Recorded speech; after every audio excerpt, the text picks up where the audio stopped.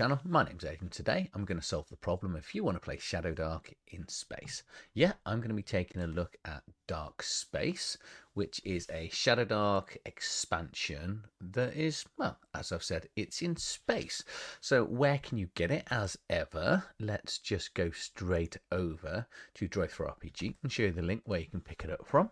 So here you got the core rule books for DarkSpace Core Rules. It's available in PDF copy, softback copy, or for a bit of a deal, you can get the softback copy and the PDF at the same time. It's an 84-page booklet, and it's written by DMing the World Press.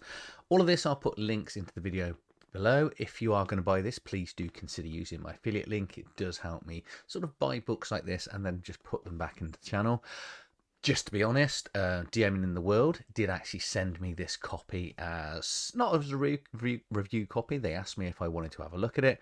I then got Than in for an interview, so that interview will be coming out soon. You might be already to see it on the channel, so you can actually find out more details about DarkSpace and the future of it on that interview. Right, let's get back into the book and see what it's cover. So it's currently a silver bestseller, and said it's a sci-fi space setting for Shadowdark. You're going to need the core rule books to run alongside it, but it's going to give you 20 new species traits. I'll explain that when we get into the book.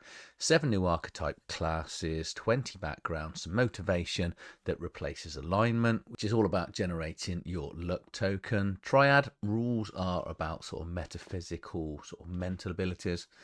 I kind of think it's a little bit like the Force, but obviously you can't call it that, and I may be wrong. It's what it looks like to me. Reputation and bounty systems, gear, weapons, ammo, and everything else you're going to expect to sort of come along in a sort of setting book in space. So what I'll do is just jump straight over to the book itself, and then we'll take you through. So say it's 84 pages, and we're going to start off here with the front cover, which, as you can see, it's just a space setting on a sort of planet here, and I think it's just a sort of decaying, destroyed building.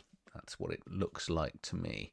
So we'll get into the inside cover, as you'd expect with a Shadowdark book. Inside cover and back covers are used. So we've got, this is going to give you the weapons table. It's going to come in here, and the weapons, because it's futuristic and sci-fi, most weapons have got this EC now, so which you'll see down here in the properties. Some of the armor and other equipment does have it as well. But what EC stands for, it's sort of energy cell. That's it. And if you roll a 20, a natural 1 on your attack roll, what happens is the battery technically exhausts. You're out of bullets, out of ammo. You're going to have to spend an action to put another one in. If you haven't got a new battery, you're out of luck. You're going to have to use it as a club. Same thing with the armor and other equipment that's in here. So we've got some astrogation rules, which we'll come on to when we get to the astrogation, as well as a little bit here about the triad abilities. So the book is the sort of inside cover, and then we've got a table of contents here, sadly not hyperlinked, but take you through the book. So we're going to start off looking at spaces, an overview of the book, species, androids, archetype, background, motivation, reputation. That is all character creation. We're then looking at bounties for the players. If you do bad things, people are going to come looking for you. The triad, not force power, we'll call it from now on. Gears, staff airing, sort of astrogation, travelling around. Jobs and salvage, making money. Upgrades and cybernetics, technically for the players. Denizens, bestiary. Carousing, that should make sense. Credits, end credits, and then the space back sheet. Let's get into the book. Introduction sort of details the terminology in the games, why you're going to do the sci-fi setting. It is fully compatible with Shadowdark, and you could theoretically, you shouldn't, use these characters in a normal Shadowdark adventure. I like, in all honesty, the idea of having a crossover, especially because of the battery capability, a finite resource, taking people from the future in a wormhole type thing, putting them in the past, and then just taking them through any of the pre-made Shadowdark adventures and just watch their resources run out. Anyway, you could do it, but you don't need to do that. This is, perfectly standalone, and there's plenty of rules in here. What key differences are there? So species replaces ancestries. Okay, still the same thing, but they're called species in here. Archetypes replace classes. Backgrounds, you don't really have backgrounds, you have an occupation instead. Motivation, that is what's replaced the alignment. And then you've got ship roles in addition to that. You know, it's like captain, the sort of thing that you do on the ship. You can have a 0 level character, starting off with that, just details how to generate that, and then how to generate your first level character, including credits.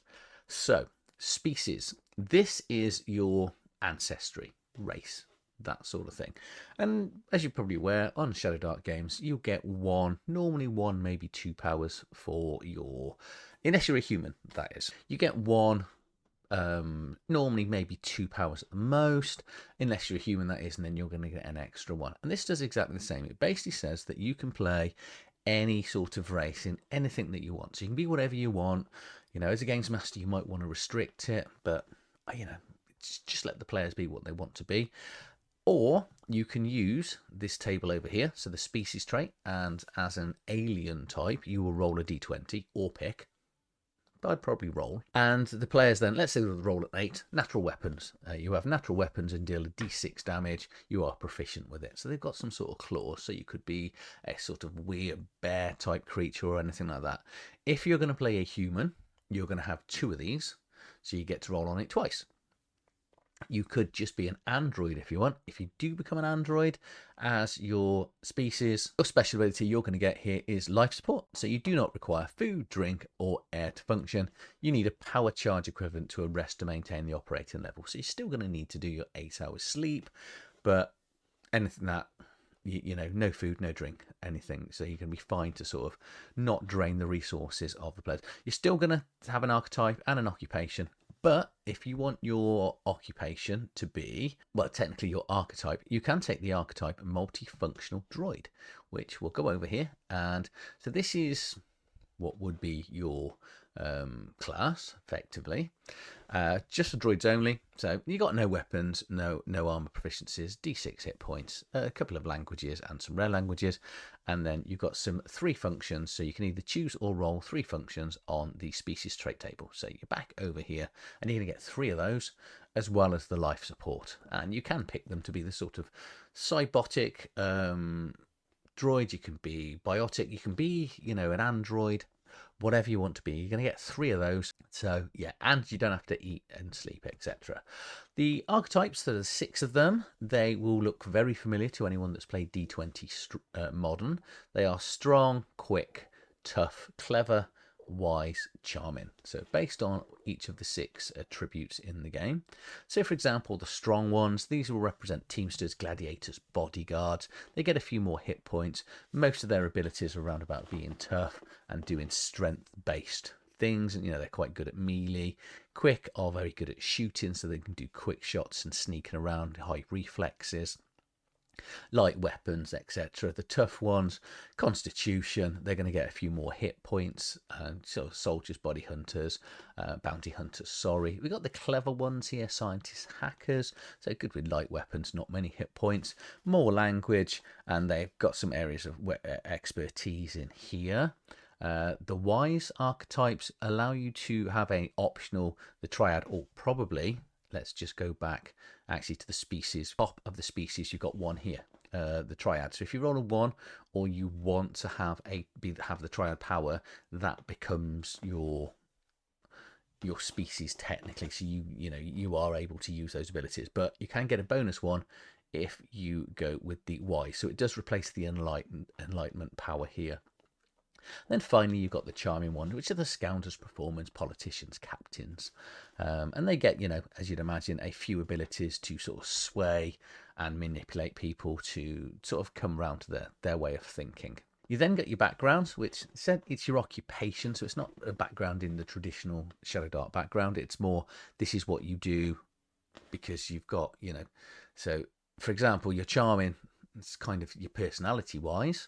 So what do you actually do for a day that, you know, were you a roughneck, a mechanic, politician? Because, for example, it says here, for example, a strong soldier is very different to a cunning type of soldier. Okay.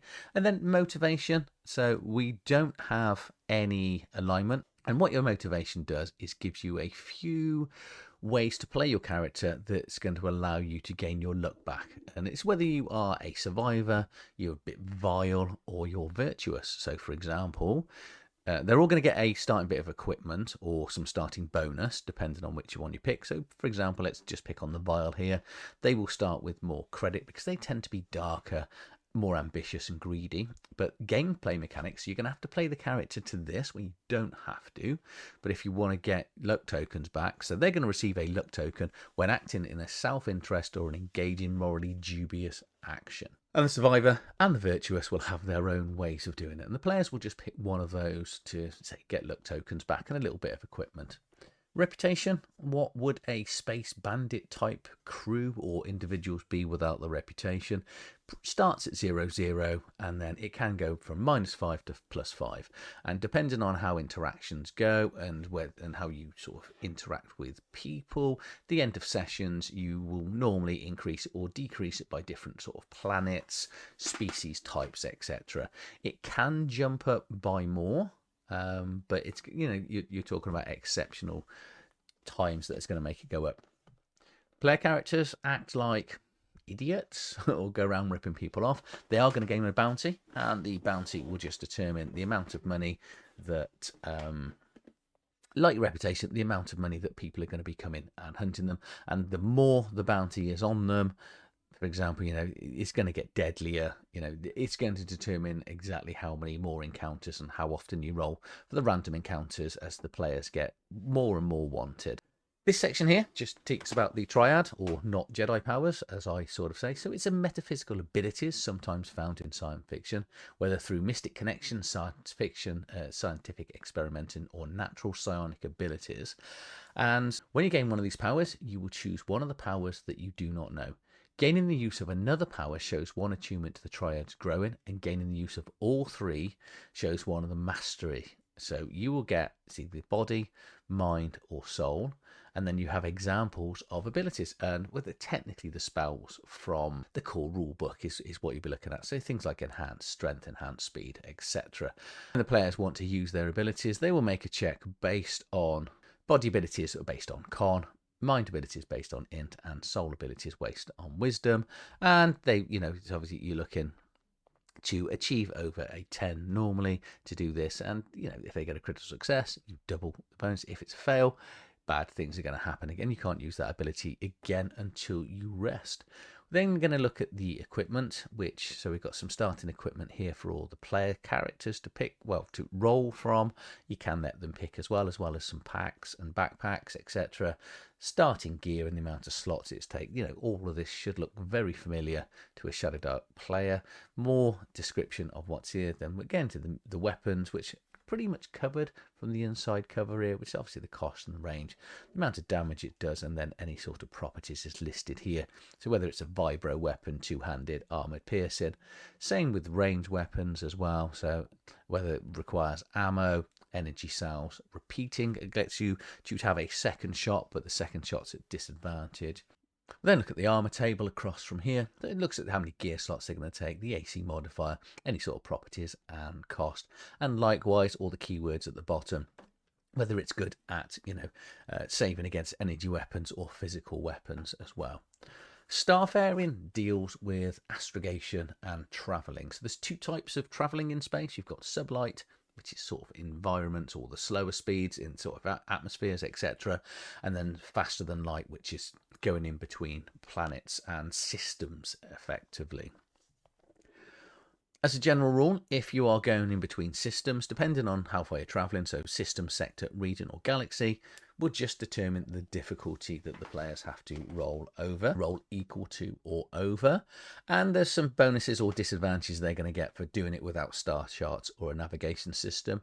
And if they do fail things, navigation fail table is here from 1 to 10, and then it further explains down here into the space hazards over a couple of pages.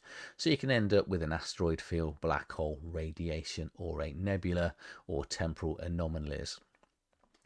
we're then talking at the sublight speed, and if you're going sort of slower than the faster than light travel, then the player character or the pilot is going to be making pilot in dex mod plus this dex of the skill mod against a certain DC depending on what's going on in the environments, etc. Okay, place space stats are explained here. What it doesn't then do is give you any examples of spaceships.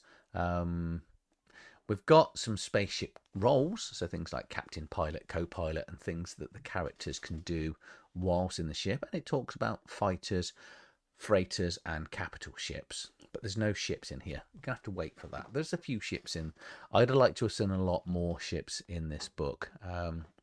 Ship combat, that's in here, talking about actions, movement, firing and weapons, and targeting systems in here.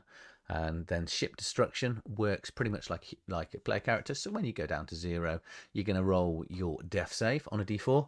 And if you roll a 1, you've got 1 round to fix it. You've got to basically fix it, get that ship back stabilized, and get it back to 1 hit point. Okay. But you will need, more often than not, money as well to fix the ship to represent things you can do. Modifying the ships is interesting. Still haven't seen any ship stats, but we can modify them. Upgrading the ships, so you can upgrade a ship, you can upgrade either the stats or the systems of the ship and the variety of the costs, or you can advance the ship to grant it advantage on the use of systems, increase the speed, make rolls easier, etc. in here. And then we've got a big table of what the components is, how much it's going to cost, and then effectively what the properties of each of the components do. And a breakdown of whether it's a feature, so something that adds to the ship, or whether it adds to the S, which is the ship's systems itself. Weaponry is here. Obviously, you can upgrade the weapons as well as the armor and the armor properties. Jobs and salvage just deals with how you're going to make money. If you're going to buy a ship, you're going to need a job. If you're going to steal a ship, you're going to need pirating skills. That was kind of dealt with some of the occupation classes that are quite good at that. So when you're looking at jobs, you can either create them from scratch as a games master, or you can use this incredibly useful job generator here. So depending on the job, whether it's easy, normal, hard, or extreme, and the level of the characters will determine how much money they're going to get. The type of job, the common cargo that they may be moving or have to collect, and whether you are working for an employer, revolutionaries, whether it's a raid, a heist, it's how far away it is. And then finally, we've got a little bit here about, the sort of location they've got to go to, who it involves, and any sort of ships. Then finally, the salvage. So things, this is basically a loot table. And you roll in D100s, and again, depending on whether you're, was it levels 0 to 3, 4 to 6, or 7 to 9, or 10 plus. Upgrades is basically cybernetics. It is what people will, it talks about enhanced weapons and armors, but it's technically cybernetics here. The cost for all the cybernetic implants is here. Okay, and then you've got this firmware update here. So if you want to increase the firmware of some of the enhancements, depending on the level of the character, just tells you the level of the upgrade, I should say, tells you what the actual stat increases to. Also, some of them are permanent, which basically means, unlike sort of upgrades, you can't ever take them out once they're in. And also some of them have slots as well. So for example, this dermal plating, the cybernetic implant replaces your skin with flexible armor, so it's going to give you +1 bonus AC. This implant can be upgraded only once, and it is permanent. And so some of these will have permanent, some of them have different levels like this, like the healing boosters, etc. Others will also have a potential drawback, like the rangefinder. So this is going to give you +1 damage with ranged weapons. There's some good stuff in here, kind of reminds me of cyberpunk, which is nice. And then finally, we're into the denizens, or beastry, technically. So these are just different. So the automata, which are sort of robots that seem to be, probably because there's so many of them, I'm going to guess they would be a reoccurring sort of enemy in here. And then space crabs, space pirates in here. Got a couple of stock ships that the players can either buy or steal. And then we've got these triadians, which are, they use the triad abilities, and then finally we are down into the carousing rules here, and that is the book itself. Technically wasn't going to do this, but do you know what? I think I'm going to include this now in this video. So this is Void Echoes. This is their first zine, which has got seven ready to play spaces, quick guides to get started, some new rules, some 0G and some vehicle rules, and full adventure as well that's in here. So when it comes to Kickstart, this is going to be included in the book. All the starting section is exactly the same. So it talks about archetypes, backgrounds, motivation, characters. There's some new rules, but the backgrounds in here are the same, and so is the motivation, and most of the gear is. But it will take you through some zero gravity rules and some rules on using vehicles as well. Okay, as well as, you know, exposure in space. If you end up in space, you don't want to. It's just going to eat away your constitution until you get to 0. Some more starting equipment, a lot more weapons in here, and some more armor, and then some new salvage tables. We are then got 7 pre-made characters to play that you can just slot into anything, and then it solves the issue that we haven't got an adventure. So the adventure, I'm not going to spoil it. I have read it. It's pretty good because it builds what you're so missing in the main rule book is a world and an adventure and an idea and a load more NPCs, and that is why you should buy both. So yeah, go and get the core rule book and Void Echoes as well. So I wasn't gonna do that, but I was just getting to the end and I thought, do you know, it's because I know from the interview I had with Than that it's all coming as one thing in the Kickstarter. I think that obviously they must be aware that people want adventures, and especially if you're not going to have random tables, you need something to get someone going and an adventure. So I'll put a link to Void Echoes as well, so you can use, if you want to pick up that again, please use my affiliate link. So as a combination, I think it's really good. Still want random tables, still want more spaceships. Boots on the ground.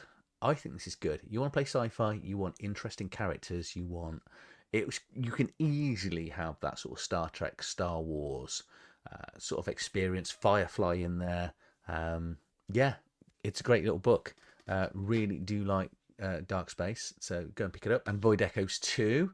And obviously I've had the interview now as well, so I will sort of spoil that every quarter that more of the Void Echoes will be coming out. So yeah, if you've enjoyed this video, please do like, share and subscribe to the channel.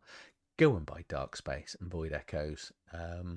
It's got no random tables, but it's got enough creatures in it that you could go, or denizens, we should say, that you could have enough good adventures with player characters. So I hope you've enjoyed this. See you on the next one.